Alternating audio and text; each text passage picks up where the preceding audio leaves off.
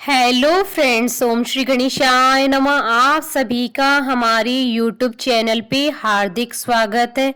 आज हम आपको माघ मास की संकष्टी चतुर्थी, जिसे तिलकुट चौथ और सकट चौथ के नाम से भी जाना जाता है, की व्रत कथा, पूजा विधि, शुभ मुहूर्त, चंद्रोदय का समय और महत्व के बारे में बताएंगे। हर माह में दो चतुर्थी होती है, एक शुक्ल पक्ष में जिसे विनायकी चतुर्थी कहते हैं, दूसरी कृष्ण पक्ष में जिसे संकष्टी चतुर्थी कहा जाता है। लेकिन सभी में माघ मास की संकष्टी चतुर्थी का विशेष महत्व माना गया है, जिसे सकट चौथ, संकष्टी चतुर्थी, तिलकुट चौथ आदि नामों से जाना जाता है। संकष्टी का अर्थ होता है संकटों को हरण करने वाली चतुर्थी। इस व्रत में भगवान गणेश जी की पूजा की जाती है। महिलाएं अपनी संतान की मंगल कामना और लंबी उम्र के लिए इस दिन निर्जला व्रत रखती हैं। इस दिन व्रत रखकर भगवान गणपति जी की विधि पूर्वक आराधना की जाती है तथा उन्हें तिल के लड्डुओं का भोग लगाया जाता है।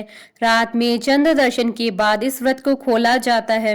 रात्रि में चंद्रोदय के बाद चंद्रमा को अर्घ्य देकर व्रत का पारण किया जाता है। चंद्रमा को शहद, रोली, चंदन मिश्रित दूध से अर्घ्य देना चाहिए। कुछ स्थानों पर महिलाएं व्रत के बाद सबसे पहले शकरकंद का प्रयोग करती है। ऐसी मान्यता है कि सकट चौथ पर गणपति जी की पूजा से सारे कष्ट दूर हो जाते हैं। सकट चौथ का व्रत विशेष रूप से संतान की दीर्घायु और उनके सुखद भविष्य की कामना के लिए रखा जाता है।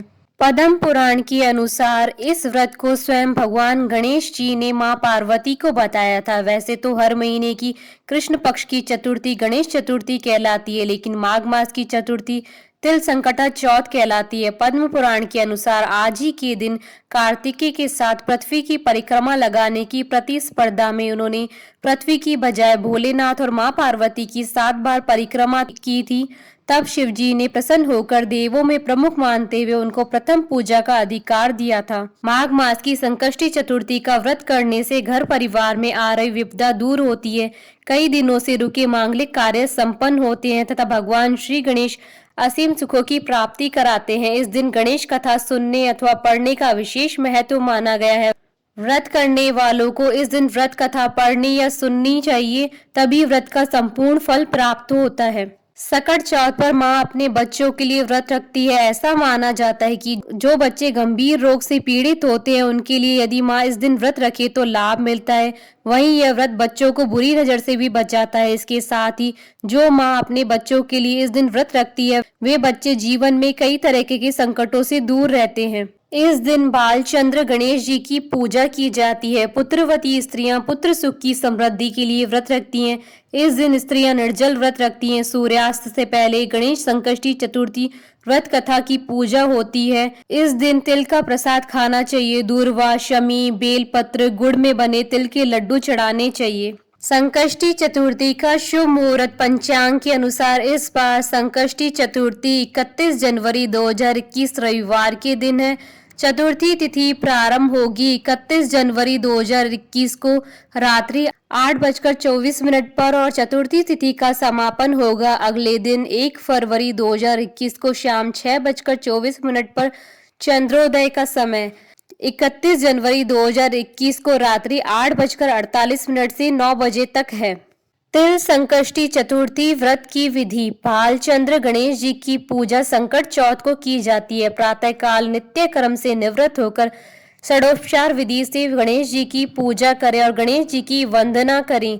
इसके बाद बालचंद्र गणेश जी का ध्यान करके पुष्प अर्पित करें। पूरे दिन मन ही मन में श्री गणेश जी के नाम का जाप करें। सूर्यास्त के बाद स्नान करके स्वच्छ वस्त्र पहन ले। अब विधि पूर्वक गणेश जी का पूजन करें। एक कलश में जल भरकर रखें। धूप दीप अर्पित करें। नैवेद्य के रूप में तिल तथा गुड़ के बने हुए लड्डू, ईख, शकरकंद, गुड़ तथा घी अर्पित करें।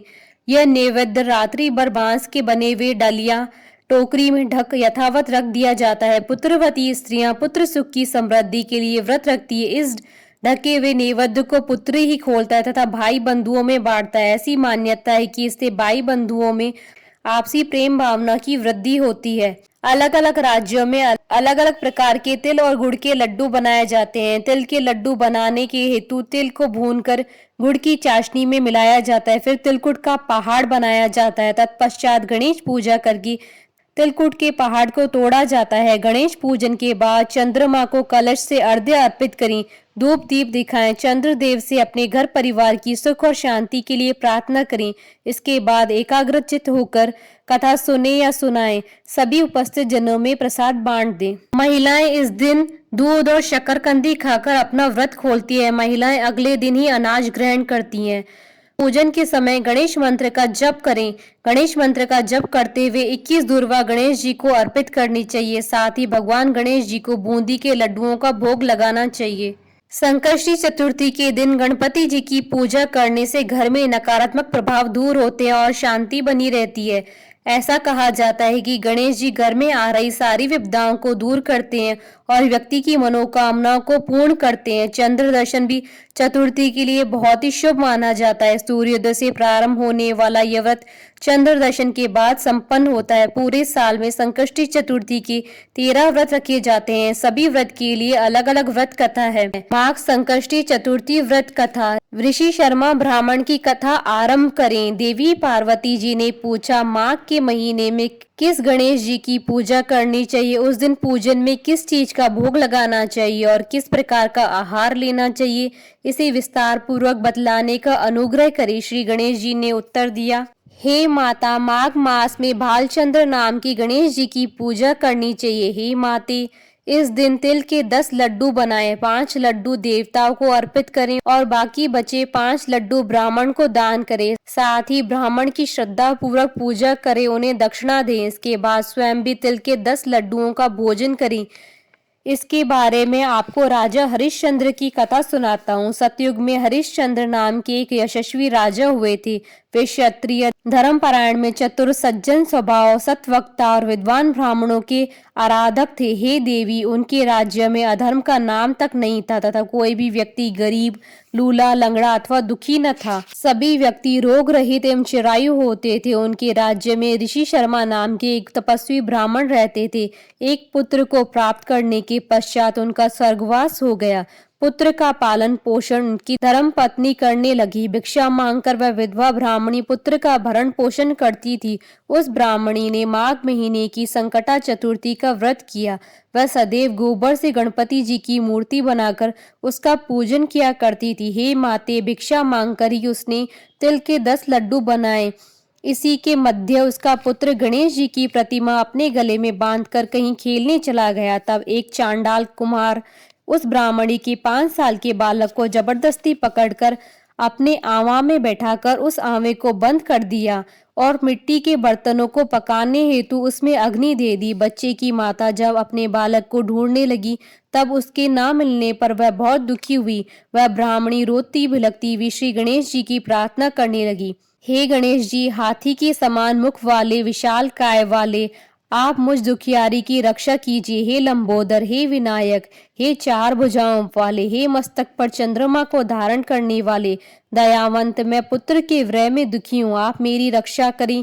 इस तरह वह ब्राह्मणी आधी रात तक रोती बिलखती रही। सुबह हो जाने पर कुमार अपने पके हुए बर्तनों को देखने के लिए आया। जब उसने आवा खोला तो देखा तो उसमें जांग के बराबर पानी इकट्ठा हुआ पाया और पानी में बैठे एक बालक को खेलते हुए देखा।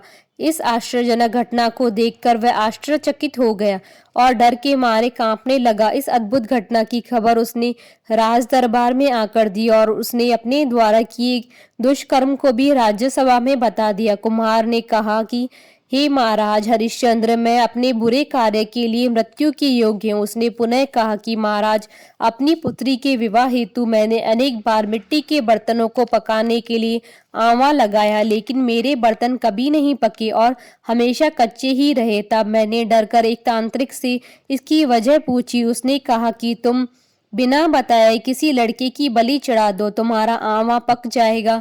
मैंने विचारा कि मैं किसके बालक की भेंट चढ़ाऊं। जिस किसी के बालक की भेंट चढ़ाऊंगा वह मुझे जिंदा नहीं छोड़ेगा। इसी डर के कारण ही महाराज मैंने तय किया कि इस बालक को ही आंवे में बैठाकर अग्नि लगा दूंगा। मैंने अपनी पत्नी से सलाह की कि ऋषि शर्मा ब्राह्मण का स्वर्गवास हो गया है, उसकी पत्नी भिक्षा से अपना पेट भरती है, वह इस बालक का क्या करेगी? मैं अगर उसके बालक की भेंट चढ़ा दूं तो मेरा आंवला भी पक जाएगा। मैं इस घोर पाप कर्म को करके रात में चिंता रहित होकर सो गया। सुबह जब मैंने आंवला खोला तो मुझे दिखाई दिया कि इस लड़के को मैं जिस तरह बैठा कर गया था उसी प्रकार बिना डर के बैठा है और उस आंवले में जांघ तक पानी भरा हुआ है। इस भयानक दृश्य से मैं कांप गया और उसकी जानकारी देने में आपके पास आया हूँ। कुम्हार की बात सुनकर राजा बहुत ही हैरान हुए और उस बालक को देखने के लिए गए। वहां बालक को आनंद पूर्वक खेलते देखकर मंत्री से राजा ने कहा कि यह क्या बात है, यह लड़का किसका है, इसका पता लगाओ। इस आंवले में जांघ जितना पानी कहाँ से आया? बालक को ना तो अग्नि ने जलाया और ना ही ये भूख प्यास से व्याकुल है। यह आंवले में उसी प्रकार खेल रहा है जैसे अपने घर में खेल रहा हो। राजा इस प्रकार की बातें कर रहे थे कि तभी वह विधवा ब्राह्मणी रोती सिसकती हुई वहां आ गई। वह कुम्हार को कोसने लगी। जिस तरह गाय अपने बछड़े को देखकर रंभाती है वही दशा उस ब्राह्मणी की थी। वह ब्राह्मणी अपने बालक को गोदी में लेकर प्यार करने लगी और कामती हुई राजा के सामने बैठ गई। राजा हरिश्चंद्र ने पूछा, हे ब्राह्मणी, क्या तू कोई जादू टोना जानती है या तूने कोई धर्म का कार्य किया है जिसके फलस्वरूप बच्चे को अग्नि छू तक नहीं सकी? राजा के ऐसा कहने पर ब्राह्मणी बोली, हे महाराज, मैं कोई जादू टोना नहीं जानती और ना ही मैं कोई तपस्या योग आदि की विधि जानती हूँ। हे महाराज, मैं तो संकट नाशक गणेश चतुर्थी का व्रत करती हूँ। उसी व्रत के प्रभाव के कारण मेरा पुत्र जीवित बचा है। ब्राह्मणी की यह बात सुनकर राजा ने आदेश दिया कि मेरे राज्य की समस्त जनता इस संकट नाशक श्री गणेश चतुर्थी के व्रत को करे। राजा ने कहा, पतिव्रते, तू धन्य है। उस दिन से नगर के सभी लोग प्रत्येक मास की गणेश चतुर्थी का व्रत करने लगे। श्री कृष्ण जी ने कहा, हे युधिष्ठिर, आप भी इस उत्तम व्रत को कीजिए। इस व्रत को करने से आप राज्य को प्राप्त करेंगे तथा आपकी सभी इच्छाएं पूरी होंगी। भगवान श्री कृष्ण के वचनों को सुनकर श्री युधिष्ठिर बहुत प्रसन्न हुए और महाकृष्ण चतुर्थी का व्रत करके निर्विघ्न राज्य का सुख भोगा। बोलो गणेश जी महाराज की जय। चौथ माता की जय। आशा करती हूँ कि आपको माघ संकष्टी चतुर्थी व्रत कथा पूजा विधि शुभ मुहूर्त का ये वीडियो पसंद आया होगा। तो आप इस वीडियो को अधिक से अधिक लाइक और शेयर कीजिएगा ताकि सभी भक्तों को इस वीडियो का लाभ प्राप्त हो सके। आप हमारे चैनल को सब्सक्राइब जरूर कीजिएगा अगर अब तक नहीं किया है तो, ताकि आप और हम कनेक्टेड रहें। साथ ही प्रेस करना ना भूलिएगा बेल आइकन को, जिससे नए वीडियो से रिलेटेड नोटिफिकेशन आपको तुरंत प्राप्त हो सके। ओम श्री गणेशाय नमः।